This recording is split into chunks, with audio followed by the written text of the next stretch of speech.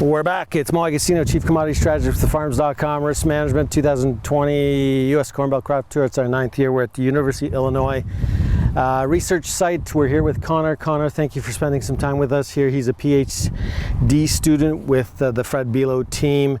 And Conner, we're at your fertigate 500 bushel system site where you're testing your irrigation system. Correct? Yep, we call it our quest for 500 bushels. Okay, so Conner's going to explain to you what he's trying to do here. Yep, so we're looking at high management on a systems approach. So can we get 500 bushel corn by doing all of the management practices correctly together? And what I'm talking about here is better row spacings, better populations, choosing the right hybrids with the right fertilizers and placement. And so I'll start with the row spacing. We go from a 30-inch row to a 20-inch row, and then we increase our plant population. That narrow row gives us a little bit more better plant-to-plant spacing, and we maximize the land area. We get quicker canopy, better sunlight interception.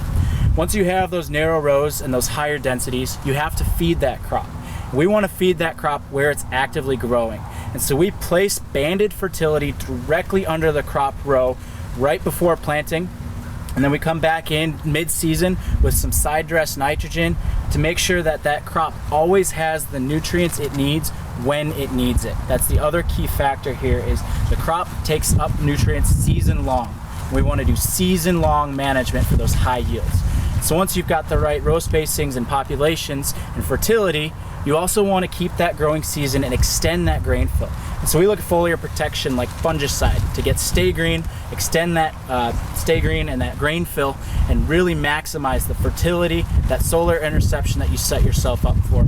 And on this site specifically, we also look at that through sub-drip fertigation so that we can put nutrients below the roots up into that root zone with water and nutrients to feed that crop season long.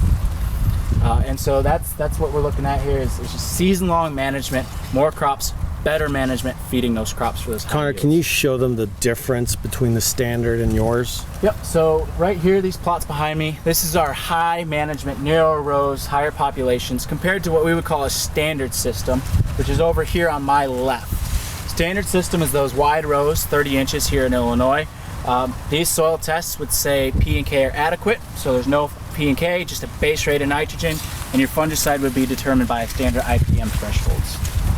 And that's what we see here, is this difference of the standard management, low input, versus a progressive high input system. Conner, if the folks that are watching want to learn more, can they book a tour? Can they find more information, and where? Yeah, so we have a lab website, it's crop physiology at illinois.edu. I myself am on Twitter or LinkedIn. You can reach us there. We post about our research. You mentioned tours. We do work with farmers. We show them our plots, and we work with farmers because you guys are on the ground, and you're the ones that we're trying to help with better management. And so if you want to come out and see the plots, you can contact us through email, Twitter, the university department. They know how to get a hold of us as well. Thank you, Conner. And finally, we want to thank our premier sponsor, Genesis Ag. If you're looking for better soil health, better yields, higher yields, and profitability, look no further. Learn more, go to Genesis Ag, www.genesis.ag, or follow them on Twitter at Genesis Ag Life.